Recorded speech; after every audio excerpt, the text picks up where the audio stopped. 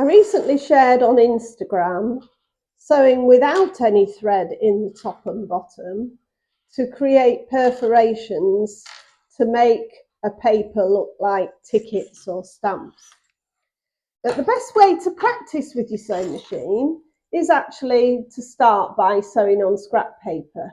And the first thing I used to teach was straight lines. So we draw some straight lines and we get into the habit of sewing straight. So we put it under the needle and put your hand round to the back so that you can lower the presser foot. If you forget to lower that presser foot so that the paper is trapped, you will find that your threads all knot up.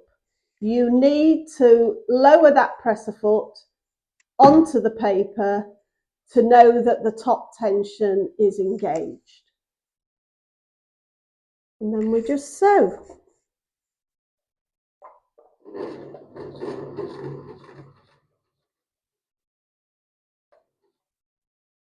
So let's look at the position for sewing. So you should have the machine on a table directly in front of you.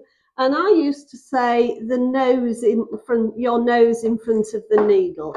So I'm just going to adjust that so my nose is in front of the needle.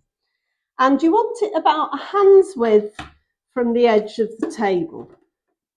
So a hand's width from the edge of the table. Your presser foot should be comfortable for where you can rest your heel on the floor and press down with the toes or the ball of your foot, but keep your heel on the floor.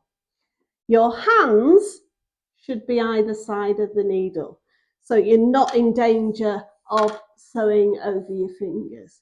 But really, you're not doing anything other with your hands than very lightly guiding. I see a lot of people pushing, and you don't need to push, the machine takes it through on its own. If you watch some of my videos, you'll see that I end up, some of my reels, you'll see that I just very vaguely guide the paper when I'm sewing.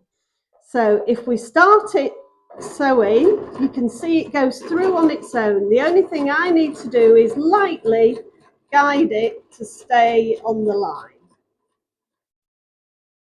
One of the most important things to save you time threading your needle is to make sure that you finish with your take-up lever at the top.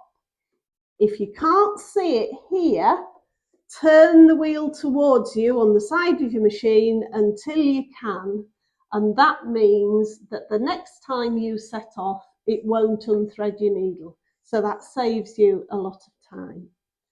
So now I'm going to lift the presser foot, pull it out to the back, and on this machine, I have a thread cutter here. So that's the first line of stitching. So let's try that again. Lower the presser foot, gently guide, go as fast or as slow as you want, that's up to you with the pressure on your foot. You decide how fast you want to go. I can go really slowly with a gentle pressure or faster with a heavy pressure. And then turn the wheel towards me till the take-up lever's at the top. Lift the presser foot, pull it out to the back, wind it over the thread cutter. 2 lines. Once you get a bit more competent with your sewing, you might want to try turning corners.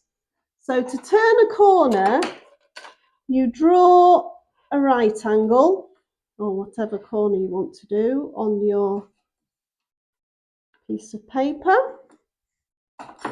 and we start stitching. So threads out to the back, get them both out of the way to the back so that we don't start with a knot.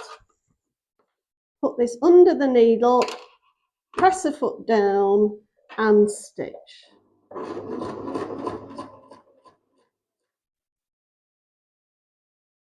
As you're approaching the corner, you want to stop with your needle down in the work. Let's take a closer look. As I'm approaching the corner here, I want to make sure that I stop with my needle down.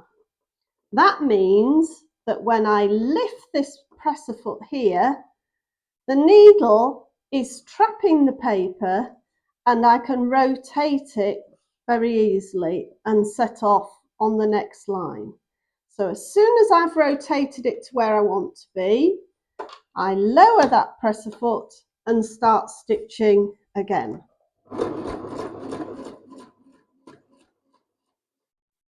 Approaching the corner, doing it by hand, make sure it's down in the work, lift the presser foot, turn, drop down the presser foot, off I go again.